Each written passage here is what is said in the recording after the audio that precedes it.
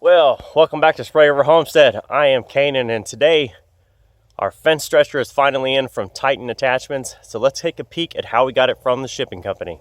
So this is how it comes in. It comes in on truck freight. So the driver and myself lifted it out of the truck.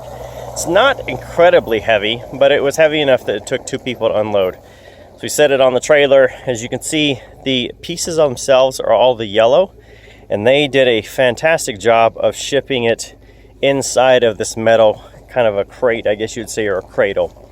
Everything is in there. The only thing we had is we had a couple loose bolts and nuts in here that we need to make sure everything's in there, but otherwise everything looks powder coated, wrapped up, looks in really good shape. So I'm going to take it out piece by piece and set it over there because I need the trailer, and then we'll get a really good inventory of what we do and don't have. All right, there are all the individual pieces laid out. So that's the shipping crate.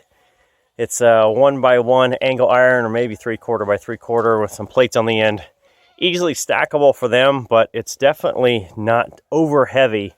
Once you take all the pieces out, one person can move that. I've already thrown away all the cardboard, and these are all the pieces. So it looks like you have your bottom plate here, your center rod that will go down through there. You have your upright. You have the holding feature, so you can see the ones of the fingers that holds the fence, stretching it. Probably your point attachments here and there, and everything's there. I think we had lost a bolt and nut combination, so I know we had one extra that was in the shipping truck that we couldn't figure out if it came off this or not. I think that it did, so I'll double check that once we get it assembled. I'll probably put this on the tractor actually and get the instructions and do it. But everything else looks good. Everything is individually wrapped, painted, so everything looks in pretty good condition. It's a little rough, you know, it came from Mississippi out to Oregon, but otherwise this thing is going to be awesome. So let's get this thing assembled and I'll get it into use. All right, so here are the instructions that come with the Titan Attachments, or the palletforks.com instructions. So you see, it's just basically a diagram. Over on the left hand side you have all your pieces that go to it, so they're numbered to the pieces, and really it's just a matter of aligning up your pieces and building it piece by piece. So what I'll show you is I started with this, the 3-point mount, and of course 2 sides and the top pointing up.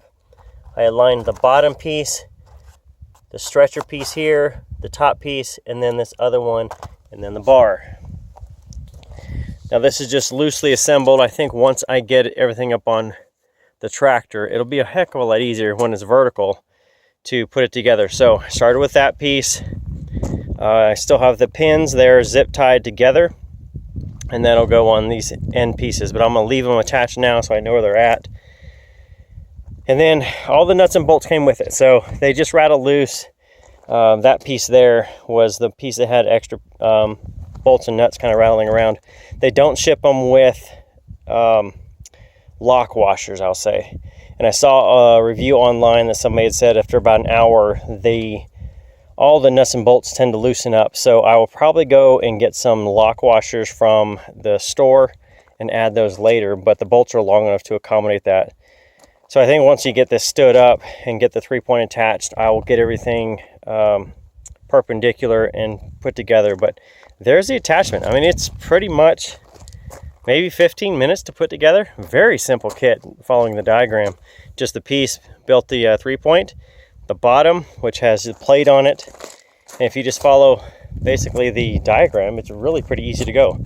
So bottom piece in, next piece up that holds the fence. You have the top.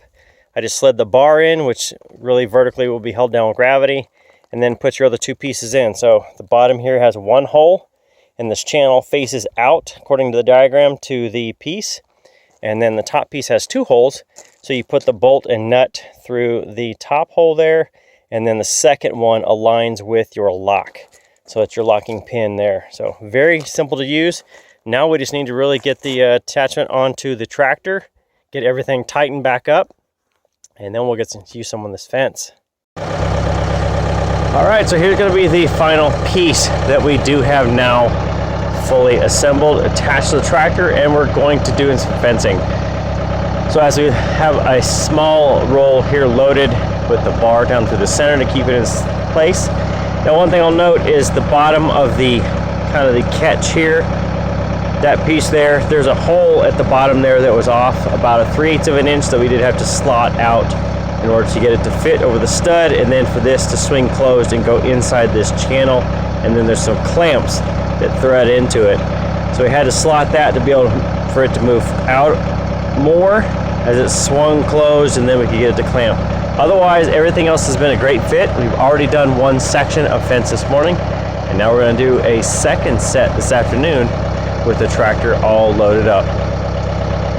All right, so here's one section we did earlier this morning. It was so easy with this fence stretcher. So this top section is one we are adding in there that we needed for our dog that can jump a 4 to 8 inch fence in a single bound.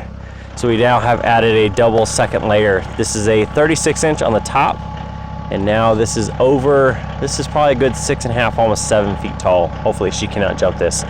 But we added this over, just put it up over with the fence stretcher, and then you can see Nikki now is getting back into place of where the next one goes. All right, so here's the next section we're gonna do. Now you can see the fence is gonna be on the second layer, so our situation is that this is angled. Now this should be level to the ground. If you're doing this on a ground level, it would be almost to the ground. But since we're doing a second level, it's tilted forward. That's just because it needs to be high. Now you have the fence where it's rolled. It comes out between your catch piece and the main bar. And then we have it tied. It's going behind the trees here to our catch tree, our corner tree. And it's nailed off. So now Nikki can drive away and it will unroll itself. And all I need to do is make sure that it's not hanging up anywhere. So she's gonna drive off. You'll see it start to unroll itself because it has an anchor.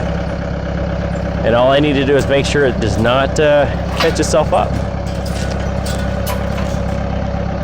I tell you what, this has been fantastic. Just because, you know, normally you have to do this yourself. The tractor basically unrolls it for you. Oh, it's been so nice. Well worth the money, especially with all the fencing we're about to do. Now how I want to do it is, once it gets all the way done, I'll take it, we'll shove the fence roll up to the top up there, clamp it so it's high, and then we will go back through, tighten it up, and then we'll start putting the clips on. All right, so there is Nikki now at the end of our line. We had to add a splice in there. We're not an extra 30 feet to make sure we got it all there. You can see we've raced it to the top. She's working right now to clamp it so that it's got good tension, and then she will just drive forward with the tractor and it will pull that fence line all the way down there tight. I'll just walk to make sure that it's not hung up, give her hand signals, let her know yes, no to go forward, and then we are going to pull that very tight, or tight enough I guess, and then we'll start putting the clips on, and then it will be done when we're done. Let her do that and I'll get us going. All right, well there's the finished piece. So you can see it's stapled off to this tree and the post on the end, and it runs the length down. Kind of see all the way down there. That is a 7 foot tall double layer fence all the way in. Not bad. We did 2 sides of this. We now need to do the front of the pasture up there, and we've got to do one more post to drill it in. But I tell you what, we bought a little crimping tool or a bending tool for the clips, and then put that fence in, and wowie, done.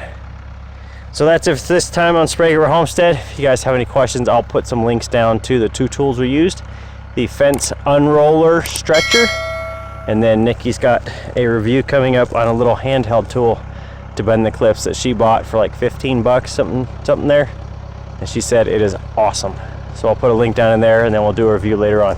So that's it. Thanks for stopping by. If you have any questions, comments, be sure to drop them down below. See you next time. Happy homesteading.